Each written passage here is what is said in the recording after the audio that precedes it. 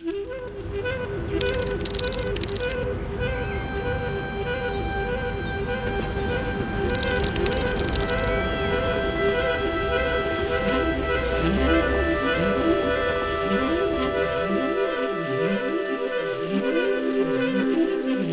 ritual of Shabbat dinner comes on Friday evening at the end of an intensive work week, and it creates an invitation for a pause to literally take a deep breath, to gather with people you love or are getting to love around the table, to slow down. It's been a tradition for thousands of years. Social connection, the degree to which we have strong, flourishing, thriving relationships with others, is key to the Jewish experience over millennia. Social connectedness is a fundamental human need that has real implications for our health and our well-being.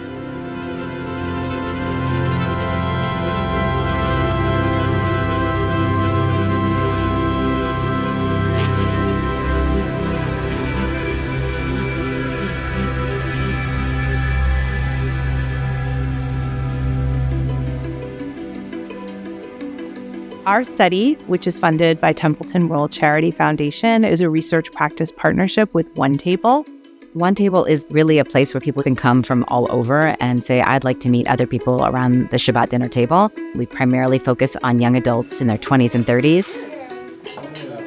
So one of the things that was motivating us to design this study was this sense of a breakdown in American public life and civic life, this idea that we don't know our neighbors, we don't trust our neighbors. Loneliness is a crisis that is felt acutely among young adults. And what is surprising is actually that younger American adults are lonelier than older American adults.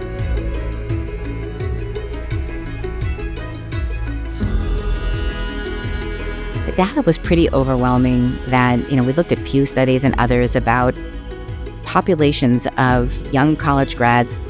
The likelihood that they were going to become a member of a congregation was almost nil.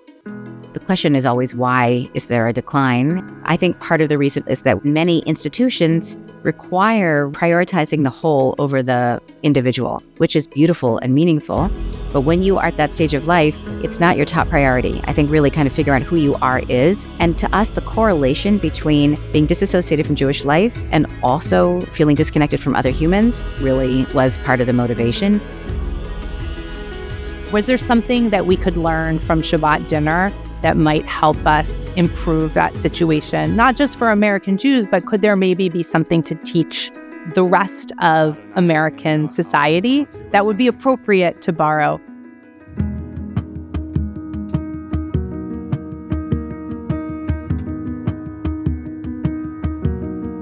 Shabbat dinner is very flexible. There are ritual components of it, but there's really nobody there to say, you must do this or you must not do this.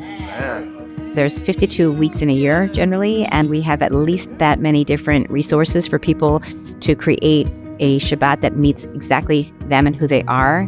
Dinners have taken place in about 700 cities across the country, nearing 200,000 dinners. Right now, I'm making Israeli salad, and then we also have schnitzel that Yuval made, and then I also made brisket, I made Israeli meatballs, potatoes, asparagus. My friend made her own homemade challah. It was just crazy that random people came to our Shabbat. Then we never met each other, but we all just wanted to support each other and eat together and laugh together. I'm not practicing the way I used to practice before, but a lot of it stays with me. And I think for me and Tammy too, it's something that brings us together. Shabbat comes back every week. So every single week you have to do the same traditions, and doing the same tradition on a routine basis keeps you feeling connected. For me, what I've experienced at the Shabbat table, everything comes onto the table. Everything is talked about. It's a chance for everyone to just mean what they say what they mean, and just let loose. There's more to it than just having dinner. That's a tie. we ask a question that the other people at the gathering shared my values. And whether or not you actually felt aligned with people at a Shabbat gathering didn't matter in terms of your feeling of loneliness and social well-being, which suggests that maybe we have like a little bit more room for tolerating difference than we might imagine.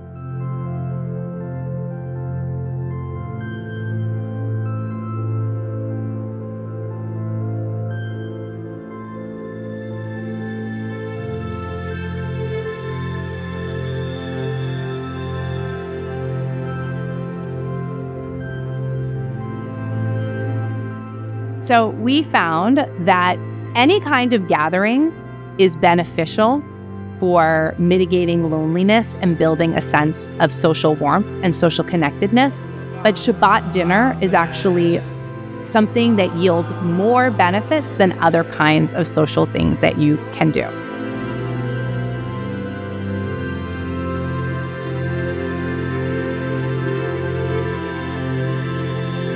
So we assigned some people to gather, for example, on a Friday, and some people to gather on a Tuesday, which is not a night of the week that really has any sort of inherent sacred attribution to it. And those Friday gathering groups definitely showed more benefit than the Tuesday gathering groups. And we also assigned some groups to share food and some groups actually not to have any food at all at their gathering.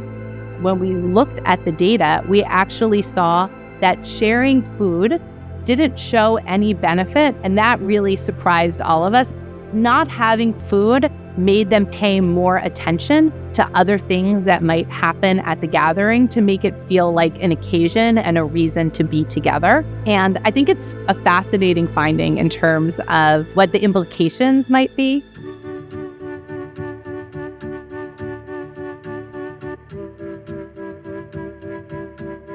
Did you have to be sure that you had challah? Did you have to serve your food family style? Did it matter how the guests felt about each other or how well they knew each other in advance? And it turned out that all of these different things that we tried in our model, and we tried probably 40 different things in different arrangements, not one of those things actually was a powerful driver of that benefit that we were seeing. There was a benefit just to having participated in a Shabbat dinner as a kind of holistic entity rather than needing to absolutely adhere to this or that component of a Shabbat dinner, which does suggest that that vision of the flexibility seems to hold up, at least in our own study and model of testing that. Shabbat seems to be a container that can build social connection, that can help us feel less lonely, can increase our sense of well-being. But that container can be filled with all kinds of things. And our study doesn't give you any rules about what those things have to be. Our study just says, get together with other people to celebrate Shabbat on a Friday night. And the act of gathering together for something bigger than yourselves, for something that connects you to sacred time, that connects you to Jewish people in Shabbat, that is really going to do a lot of work in terms of yielding benefits for you and your social connectedness.